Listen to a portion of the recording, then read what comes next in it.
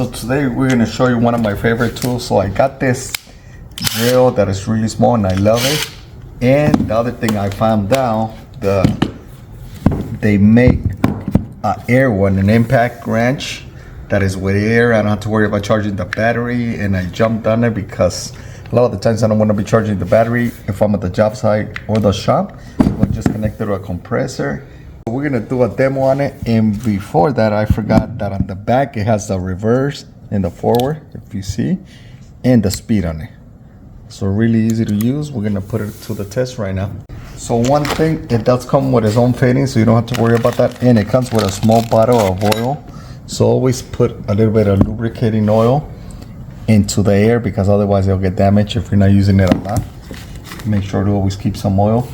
And the good thing that it comes, you don't have to go buy one right away.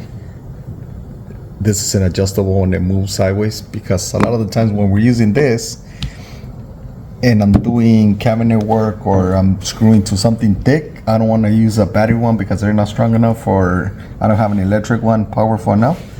So we're gonna try this air one's impact, see how strong it is right now.